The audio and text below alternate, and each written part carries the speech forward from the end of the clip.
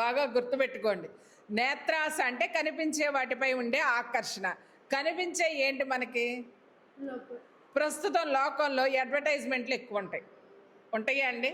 ఆ అడ్వర్టైజ్మెంట్లో వచ్చిన ఆడపిల్లలైతే చీరలు కొనుక్కోవాలనుకుంటారు, నగలు వేసుకోవాలనుకుంటారు, లేకపోతే ఇంకా ఫ్యాషన్ అంటే స్కిన్ టోన్స్ అని అయ్యని ఇవని అవేంటి ఆకర్షించేసాయి. వేటిని ఆకర్షించాయి? నేత్రాన్ని ఆకర్షించాయి.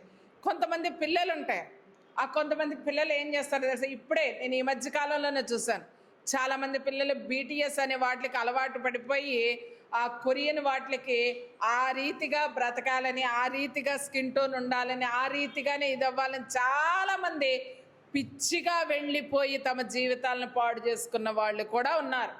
ఇది ఏదో పెద్ద పెద్ద వాళ్ళని అనుకుంటున్నారు, పెద్ద పిల్లలు అనుకుంటున్నారేమో. కాదు, 6వ తరగతి చదివే పిల్లల దగ్గర నుండి 5వ తరగతి నుండి గ్రూపుల్లో, స్కూల్ పిల్లల గ్రూపుల్లో ఉంటున్నాయి ఇవి.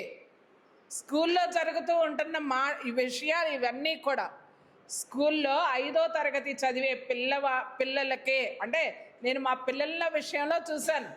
5వ తరగతి నుండే ఆ గ్రూపులు ఉంటాయంట, 2-3 గ్రూపులు. ఆ గ్రూపుల్లోనే ఏం చేస్తున్నారు? వాళ్ళలాగా ఆ పాప్ సింగర్స్ వలె మారడం కోసం వాళ్ళ స్కిన్ని, తర్వాత వాయిస్ని, లేకపోతే ఇంకా దానికి అయ్యో టెస్ట్లు ఉంటాయంట, దానికోసం ఏది చెయ్యడానికైనా సిద్ధపడిపోయేంత స్థితిలోనికి వెళ్ళిపోతున్నారు.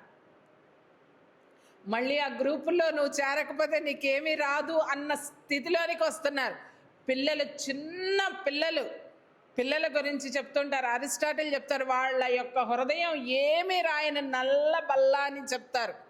అంత పరిశుద్ధముగా ఉన్న ఆ పలకల మీద కేవలము నేత్రాస అనేది కలిగేసి వాళ్ళకి మనం ఇచ్చే ఫోన్ల ద్వారానో దేని ద్వారా అయినా కానీ వాటి వల్ల వాళ్ళు ఎక్కడికి పాతాళములోనికి వాళ్ళ జీవితాన్ని నెట్టివేసుకుంటున్నారు. ఇంకా అంటే ఇవన్నీ నేను పెద్దవాళ్ళు అయిన తర్వాత, కాలేజీలకు వెళ్ళిన తర్వాత జరిగే విషయాలు చెప్పట్లేదు. డ్రగ్స్ అని అవని ఇవన్నీ ఎందుకు వస్తున్నాయి? శరీరాశలు, నేత్రాశల వల్లే కలుగుతూ ఉన్నాయి. ఎక్కడో జరుగుతున్నాయి అని అనుకుంటాం, మన గృహాలలోనే ఇవి జరుగుతూ ఉంటాయి, కానీ దానిని మాత్రం మనము గమనించము. ఒక విషయం చెప్తాను ఏంటంటే, కన్ను అనేది మన యొక్క శరీరానికి ఎంట్రన్స్ పార్ట్, అంటే గుమ్మం లాంటిది.